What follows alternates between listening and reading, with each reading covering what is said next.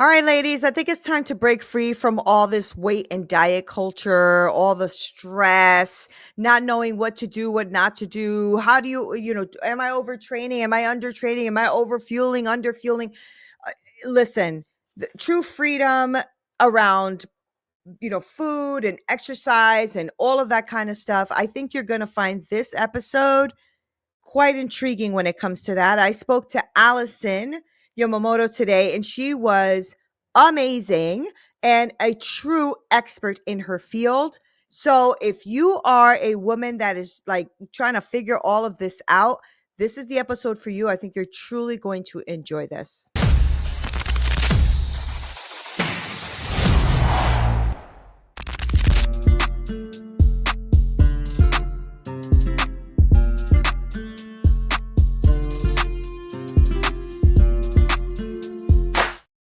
What's up, y'all? Okay, ladies, get ready to break free from that weight and diet culture and the whole body stress and all that. I got something for y'all. Okay, I want you to welcome Allison to the show. Now, she's the founder and CEO of, and I hope I say this right. Is it Ally? Is that how you say it?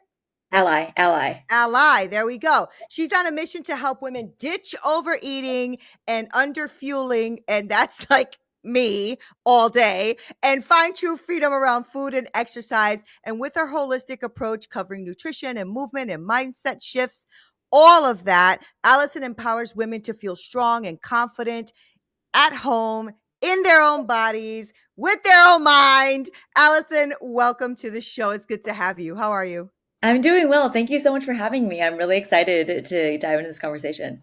I'm excited too. I love having really good human beings here, and especially people who are really pouring into the lives of others. And that's you, Allison. So let's start off by knowing you a little bit more. Who are you? Who are you, Chica? Who are you? Thank you so much for saying that.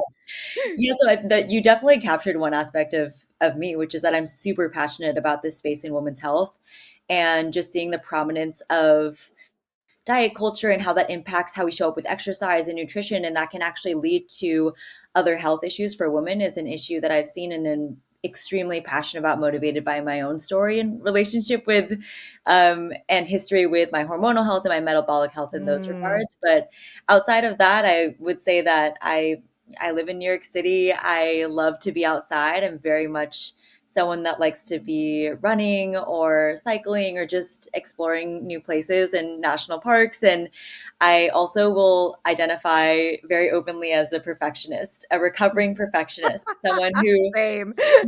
sets really high standards for myself and can have like a loud inner critic. But I think that that is something that can be a huge factor of Mm. who I am in the sense that it's motivated me in certain ways in my journey, and it's also led to a lot of growth over time and understanding myself and how I show up in different areas of my life. So that's definitely something else that I like to throw in there. I love that. And I do want to touch on some things though, because you talked about important things that all of us or a lot of us women go through, right? And I want to talk about your journey with that metabolic health and the hormonal health, because that's the stage of life I'm in. I'm 52, right? So I'm like perimenopause, and it's a hot mess right now. And I have it's really been on my mind though, like, Mm, do I want to go down the hormonal replacement route, or do I want to just naturally do this natural? I mean, like, I'm really struggling with this decision, because you talk to so many different people and have so many different things feedback, of course. and honestly, Allison, it's they've made it more complicated, I think, than it needs to be. And that's why I like people like you who are really doing this thing, because you've been there, done that, and now you're helping others, as opposed to somebody telling me what I should do and they just flippantly think it's just the way they think it's the right way. So tell us about your journey. I really want to know about that a little bit more so I can dig in there, if you don't mind.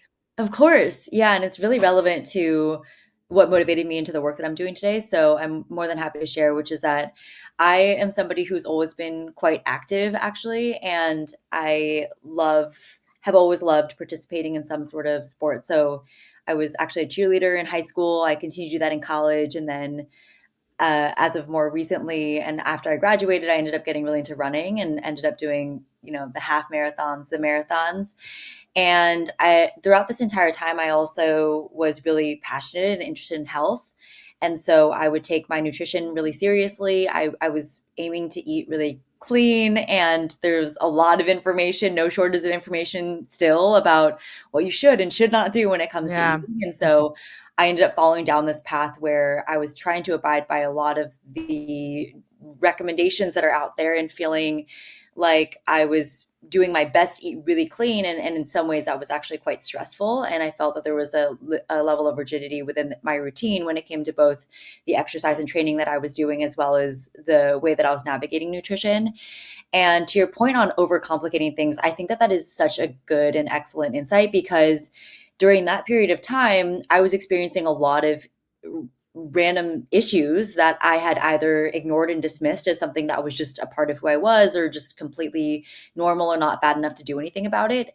Or there were yellow or red flags, for example, with my hormones, where my period was irregular and then it became absent altogether. And so it was an experience of amenorrhea. And that was something that I was getting conflicting information about Mm, from healthcare providers. It was confusing to me if that was an issue, or if it's normal because I was exercising a lot, or if it even matters because I wasn't really actively trying to get pregnant at that time.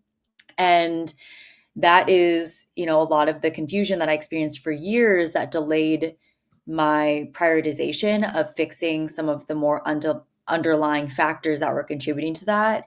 And I think that that's where the complexity piece comes in, which is just there were areas that I was probably trying to over optimize my own regimen, especially when it came to nutrition and even fitness, and was missing the mark on some really foundational elements mm, that I think is really common, especially for women, because we don't see how generalized diet advice isn't often even based on studies that were done on women. And so it's easy to fall into these patterns that we don't realize are actually the underlying contributing factors to some of these other symptoms that we're experiencing. And the one that I bring up is hormonal, but there were a lot of other issues that I was experiencing, everything from my mood and experiencing low mood or irritability, all the way through to um, the way that I was feeling in my fitness and not really feeling like I was making as much fitness gains, mm, and even my energy levels. So how I was feeling with my energy, how I was feeling like quite cold really often and easily, and a lot of these other like little minor things that all together I didn't attribute and connect the dots that, oh, that's all actually attributed to the same thing, and that maybe I have actually gone too far in terms of trying to optimize my nutrition and fitness, and that could mm. actually be problematic versus what I had always thought was, oh, I'm getting praised by people for my discipline. And I feel like I'm so diligent about my nutrition and fitness that I never really had considered that that could be the underlying issue. Isn't that interesting? Because you don't, you're right. You don't really consider that, do you? I mean, you're saying I have optimal, physical fitness. I have optimal nutrition. Like, what do you mean? And that's true. And I'm on the opposite end of that. I've worked so much that I've taken my health to the as the last thing I worry about, right? Mhm. And so through the years, that's done damage to my body where I have autoimmune conditions and all this other stuff going on because of it, right? Mhm. Also addictions, Allison, like addiction to sugar, addiction to carbs, like that's a big thing in my life, right? So it's something that I'm constantly feeling like it's a battle for me. And I Mhm. think it's because of something that I read when I was reading your bio was the underfueling. I am big on underfueling. I won't eat at all. And that's fine with me, Mhm. you know? And then I'll have maybe a meal at dinner because my husband comes home from work and we'll sit down and have dinner together. But I literally can eat nothing all day and be fine. And I can do that for days. I've done fasting for 4 days without it being really much of an issue, right? And so I get conflicting things about that, right? Like, oh, fasting is good because it helps you, release toxins and blah, blah, blah from your body. Oh, no, toxins not good. Because, I mean, fasting's not good because, girl, I just don't know where to go. You know what I mean? Like, goodness gracious. Because I try that some of the things like maybe my doctor will recommend, or I'll try something maybe my naturopath will recommend, or, things like that. And I'll be okay for like the beginning. And then I hit walls and so then I get confused with which one is the right thing to do, right, Allison? So tell me about where you finally said, okay, something's wrong here, right? Because you talked about the hormonal issues, but that there's other things. Because if you're optimizing your health and optimizing your eating, which you are, like I said, on the opposite end of me, where I'm not doing that, and I'm hoping to do that, be honest. I do want to live the second part of my life better than I've lived my first, with less stress, healthier, just feeling better. So tell me about that first step, or what you knew to look for, or maybe the woman listening right now needs to know, she maybe feels like me, like, what the heck, where do I go, what do I do, right? Mhm. So let's start there. Yeah, and I think that you bring up such a good point, which is that it's so individualized and how we're each relating to food and nutrition and also exercise and health in general Hmm. is something that is so much rooted in your own individual journey. And I think that that's something that I found in practice as well, working with other folks, is that the most effective changes and protocols that we can implement are the ones that are actually addressing a more comprehensive view. And Mm. so just thinking about it in terms of, okay, let's make this one change to your diet is really hard to do in isolation when we're not thinking about, okay, well, how does somebody feel about making that change? And what were the reasons and the drivers for them to do what they were doing before? And I think that because food can be, especially for women and with diet culture, with body standard pressures, it can be like a very um, kind of complex. There can be complexity under the surface in terms of how we're making the decisions that we are, that are conscious or not. Hmm. I think can be a really rewarding part of the journey as well. But I think that for me, and I see this in fairly a lot of other people, and perhaps you resonate with this as well, which is sometimes we get to the point where there's a long period of time where we can sustain with a hunch that something is off.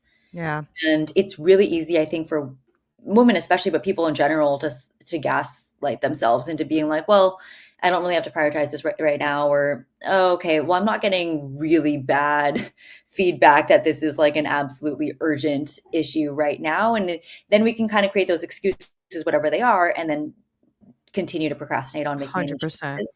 Yeah. And I think that for me, it took a compelling event, and I think that happens for a lot of people, is to take that compelling event to be able to say, "Oh, wait, I shouldn't be deprioritizing this anymore. This is real and it's tangible, and now I have to prioritize it." And that could be anything from, what I've seen in a lot of clients is that issues that arise from these types of situations where you might be overtraining or you might be underfueling is something like a stress fracture or some sort of injury, and that's a really compelling event where you get to the point where, oh, I was actually relying on, maybe I was relying on exercise in order to feel like that was my stress management. And it was really like, the cornerstone of my mental health. And then to get into the place where you're injured can be a very upsetting situation, but it also doesn't have to get to that point to Yeah. actually validate yourself into believing that this is something worth prioritizing. And partly for me, what that, I mean, quote, compelling event was really starting to understand and gain a lot of awareness about what the health risks were for myself. And the health risks that I had to face were really eye opening, considering that I was so interested in my health that it was a tactic that helped me realize, oh, okay, it's not just about getting a period, it's not just about fertility. This is actually about my hormonal health, and my hormonal health has a lot of other implications about how I feel, how my about my cognition, about how I am building up my bone health that could be impacting me for years and years and years. Hmm. And so that was pretty much the eye-opening event for me. But I think that, I was somebody who I'm really grateful that I didn't have to hit like a true, true, true rock bottom. And even though it was like it was a hard time, it was difficult for me to come to that realization. And it took a lot of courage to decide to do something different when I felt really safe in the patterns that I had already been Yeah. continuing to maintain. I think that if I'm talking to other people that are thinking about making that first step, really it is about looking inward, tuning into any of those signs or those signals. Like, what is it that is making you even think about wanting a change? And I actually was listening Hmm. to this really interesting, I may be going slightly off topic now, but I was really listening to this interesting study that someone had done about people's propensity to make change, and how the default and the easier thing to do is always to not change. And so if there's even an inkling of you that's starting to think about making a change, that likely that is a sign you should just make the change, and that will Yeah. be the outcome for you, because the easier thing to do is to always stay. Um, Yeah. so I think that that really kind of inspires this perspective that I'd have about tuning in and then really just committing, which is sometimes the hardest part.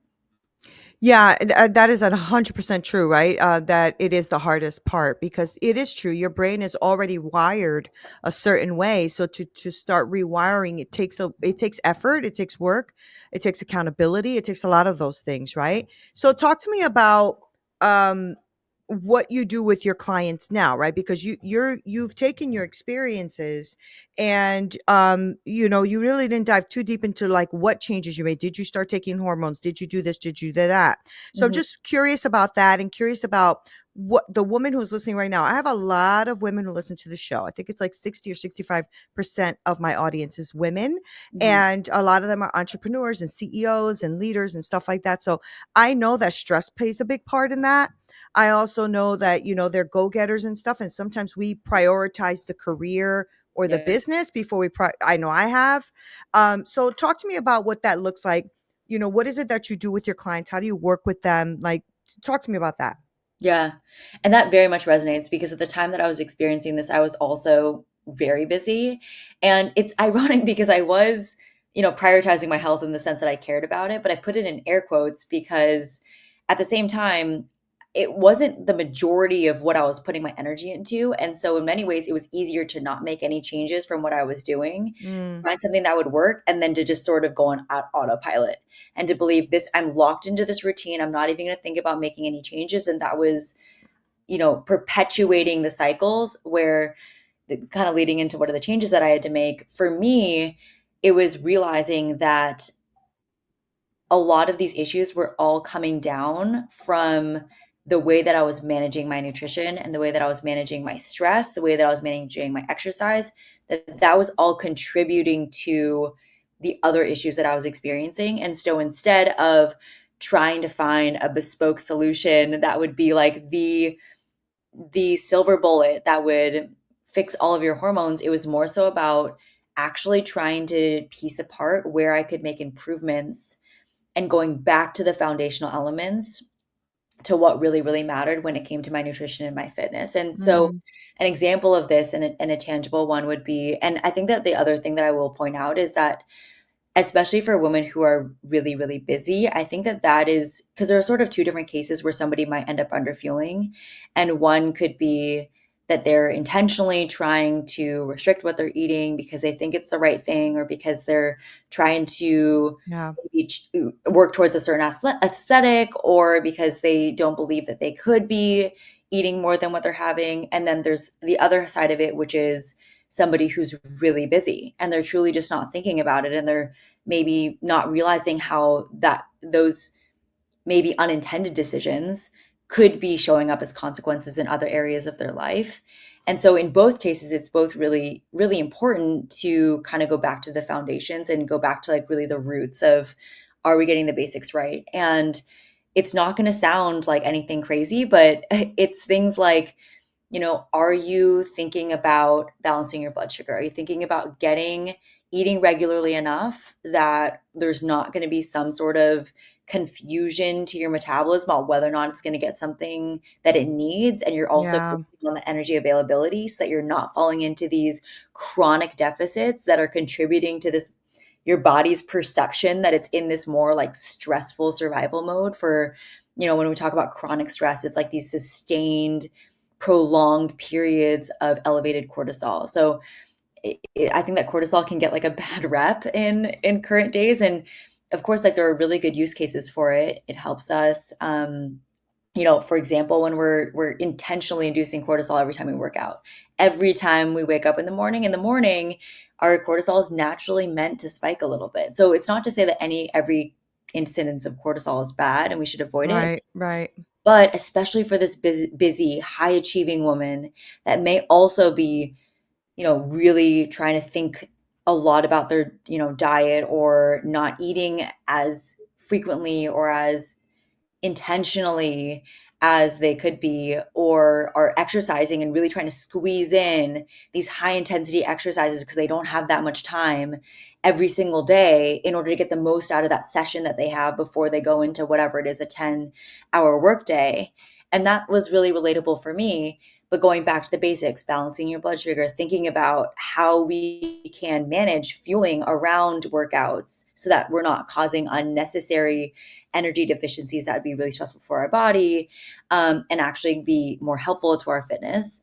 And how are we thinking about how we're managing stress, how Right. we're thinking about the morning, especially, and navigating in that way that we're not falling into these like chronic states of burnout and stress and causing our body to believe that it needs to be in survival mode. Because essentially what I realized was those underlying patterns were causing my body to be in a state where what our body necessarily is going to do when it feels like it's in that really stressful state or it's in survival mode, and especially if you are, overtraining and or underfueling, then what can happen is it's actually going to redirect energy towards core bodily functions Mm, and not towards and away from anything that it views as secondary. And that is something like reproduction. And so that essentially was what I was experiencing, which is that it was redirecting energy away from my hormonal health because it was saying, okay, we're in survival mode. Let's just keep the lights on. mm. Wow. Wow, okay. So do do you have, like, a tips or a plan or something like that for people who are experiencing all these hormonal changes? Like, okay, so there's been so many now that I told you that, I'm perimenopausal and stuff like that, I'm trying to figure out like what all this means. I've been seeing like different things like eating certain ways can help you with your hormonal levels. And then I see another thing saying, oh, just take these different creams or shots or whatever. And then, it's like, oh my God. So I want to make the right decision for me, right? Because I have all these autoimmune conditions and I'm trying to get healthier. And I have about 80 pounds or so that I want to lose, right? I just don't know what direction to go into because I'll go to the doctor and they'll be like, oh, if you go on these the testosterone, progesterone, estrogen, all that, da, da, da, you're going to feel better and it's going to help you lose weight, blah, blah, blah. And then this person's like, no, no, you just need to eat these certain foods that'll help you maintain it. Girl, help a sister out, Allison, right? Like, what the heck? So tell us about that. And also, I know diet is a big piece of what we like. They always say like 90% of what you put in your mouth is what matters, right? So I'm just wondering, um, do you like prescribe or have a certain type of diet that you feel works best? Or do you feel like each body's different? Like you could do keto, you could do this one, you could do that one, stuff like that. Mm.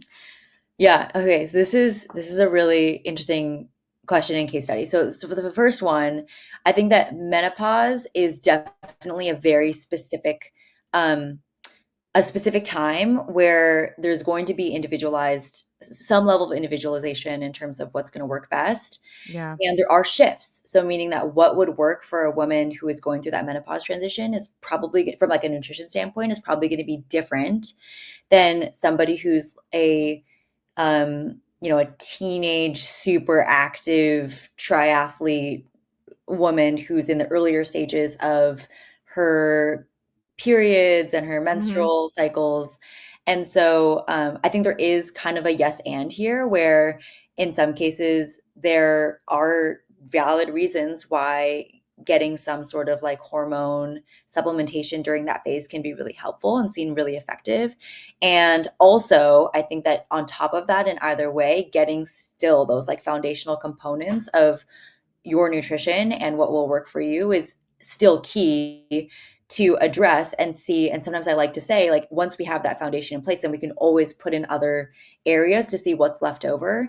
Mhm. Menopause is definitely a unique instance where you are like there are absolutely hormonal shifts that are occurring, and people can respond to that in different ways. And so I definitely don't want to like give any like Yeah. specific advice. So that kind of leads to the second part of my the answer to your question, which is I do believe that there is a level of individualism in terms of what people will need based on their lifestyle, based on their goals, based on where they're at, based on where they're coming from, for sure. And with that said, what I think is really interesting is that some of the foundational principles are still quite universal when it comes to women. And I think that that is something that is really kind of empowering to give a starting point. Mhm. And so oftentimes what I'm doing with clients is that coming in and seeing, okay, where are we? And the thing that's, can be really hard to see is how frequently I think because of some of the diet culture recommendations, and fasting is actually the perfect example, where women are falling into these patterns that might not be in their own best interest towards their own goals. Right. Right. And they're doing it because they really truly believe it's the right thing, or because they've seen that, from diet culture, that this is what's supposed to work. Maybe I'm trying to achieve weight loss, or I'm equating weight loss with just health in general. And I saw that, fasting was going to be great for that goal. And so I'm going to do that too. And that's actually an example where women are not, like, a lot of the studies done on, actually all the studies done on fasting were done on men, and they weren't inclusive of women, and women can be more sensitive to those types of energy deficiencies that would be caused by fasting. And Mm. in many cases, women are fasting not realizing that, oh, okay, well, we're fasting, into the morning, which can be causing some of those bigger, energy deficiencies that are really exacerbating that survival mode state that we can get into, that I was sort of alluding to earlier. But also, it can lead to these instances where once we are eating, then we can feel less in control around food. So That can, true. yeah, Yeah. lead to like that Yeah. cycle that can feel really hard to get off of. And so that's like one example where, that's a foundational element that we can start to introduce, but it can also lead to other interesting conversations for Mhm. people about what was your intention with that? Or is it super easy to make that change, or is it harder to make that change? And if it's harder, what resistance was brought up? And so that's a lot of part of the program as well, which is like, we're doing that assessment. We're looking pretty objectively at what somebody's doing when they come in, and starting to identify areas where we can make some of these changes. And then through some of those changes, we start to uncover what's beneath the surface, and we can talk about those in parallel. And then, because we're truly partners, and this is why, the company is called Ally, is that Mhm. we truly are partners in really empowering women to be able to understand what is going to work for them, so that we can get to the point where we have those foundation elements, and how can we start to add in some of those more individualized components based on what you're experiencing, what your goals are, what's working for you, what isn't working for you. And maybe like a small but relevant example here could be, let's say that we are seeing somebody who was fasted. This is the woman who's super busy. She's waking up at 6 a.m.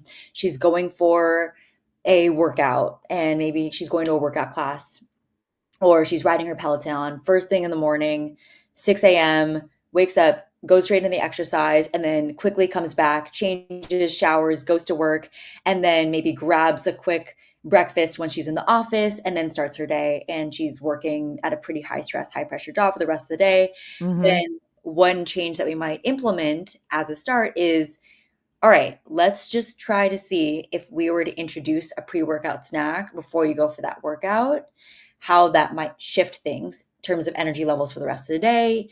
That will actually start to eventually, in the longer term, if there are hormonal issues that we are suspecting, that could be improving the hormonal profile, because just getting a little bit in that beginning phase has shown to mitigate some of the unnecessarily high cortisol spikes that would be occurring because you're going straight into that workout in the morning. And it can also Okay. improve your recovery and energy levels during that actual session. Now, the individualized component could then go into, well, the way that our bodies respond to what we're eating in that very early morning once we go into that workout, I see a fair amount of nuance in terms of what works for some people, what doesn't work for some people. And so then that's where we can add in that partnership about, well, what is going to work? Right. Can we try some different things? Can we try some different times? Can we try some prep for different things? And how do we experiment within that to find something that is empowering you with the information to be able to make the assessment about how to determine if that was something that worked for you, and Mhm. to be able to feel more confident that you have some sort of foundation that you can fall back on, that we've established, okay, we've tried this thing and this is something that works. And even though you're really busy and the rest of the day you're not even focusing on this one element, we're bringing this to the surface. We're partnering with you to figure out what's going to work. And we're also going to help you implement strategies if relevant, or at least just have a space to hold to talk through whatever else is coming up when we start thinking about making those changes. Whether it's how are you defining what hunger looks like, all the way through to, okay, well, what is your standard in terms of what discipline looks like, or what will what your how this is going to influence your body, or how this is going to influence your body composition. And so those are all kind of like the underlying things that tend to come up, that make that, when we address those, making these changes easier to navigate than if we were Yeah. to just throw that at someone and then kind of let it go, and not really acknowledge that there are other things and other components that can, not always, but can and definitely often do come up when we start to explore some of those elements. I love that though. I love that ally seems to be a really holistic view of things, right? Because what you're doing is empowering them to also just live, have these tools so that they can live the rest of their life that way as well, right?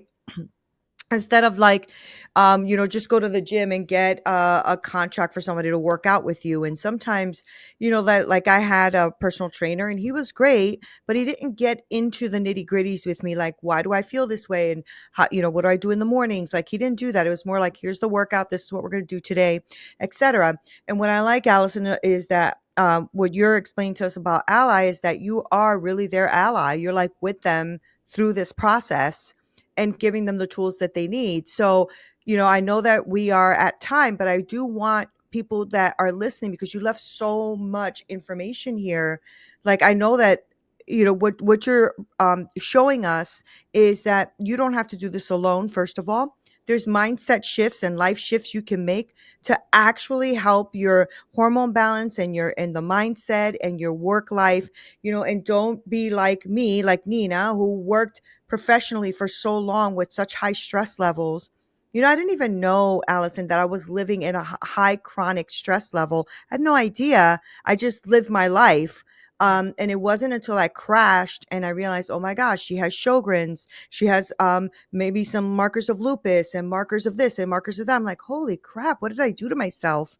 And it's because you're not thinking, like you said, you get up in the morning, you go to work out, you go to work, you blah blah blah, and then the office bought donuts, or the office bought blah blah blah, and then there you are, trying to fuel yourself because you are so exhausted because you haven't thought the process through.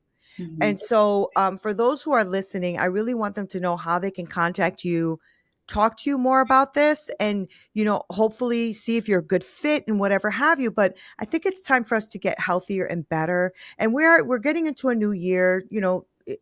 Let's do this right. Let's just do this right. So, Allison, how do people reach you, talk to you, all that kind of stuff? Yeah, so if you're interested in working with me or learning a little bit more about some of the programs that we offer, then you can go to theallymethod.com. There are some free resources there. And if you apply, then we are opening up a cohort for January. And so we're taking applications now, and you can get a free discovery call if you apply. So that would be my number one recommendation if that's something that is interesting to you. But if you're interested in connecting, or you just want to have any questions, or you'd like to share your story, then I always love to hear from folks. And I'm primarily on Instagram, and I'm at Allison Yamamoto, my name. And I always love to get into DMs with people and just chat. And so I'm very much like someone who likes to connect with people. Good, good. Thank you so much for being here today, Allison, and dropping so much wisdom and so many great tools. And I really appreciate that, because I really appreciate when an expert like yourself comes on and it's not, about me, but it's about the person listening. And you left so much stuff on here. And I know that because I have so many conversations with so many women, I know this is a real problem and a real hard thing to navigate, especially when you don't have the right tools or the right person helping you navigate that, right? So thank you for being here and really giving all this value to my audience. I appreciate you. Thank Thank you. you so much for having Thank me, you. and I So appreciate your good. thoughtful questions too. Thank you. Guys, see, I told you, right? Good human. This is what we do. So I'm going to make sure to link all of her information below me. I really want you to connect with Allison. I really want you to see what kind of programs they offer. And I really want you to be healthy and well.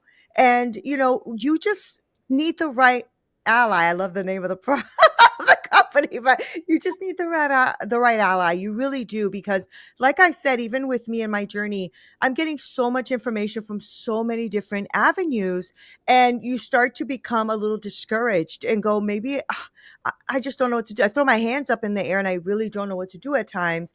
But I love that Allison said, let's tailor this to you and who you are and what you have and what your lifestyle is, so that you can actually make it sustainable, right? So you can actually do it. So thank you guys for hanging out with me. Make sure you like, share, subscribe, and share this with anybody you think needs this information, because I know that a lot of you who listen are freaking awesome. And I know that a lot of you who've listened have worked with people that have been on the show. So I appreciate that too, because I bring these experts on here for a reason, and it is to impact your life. And it's good for me to hear how you worked with this person because they spoke to you on this podcast. So thank you guys for hanging out with me and Allison today. I really appreciate you. Make sure you do what I said. Until next time.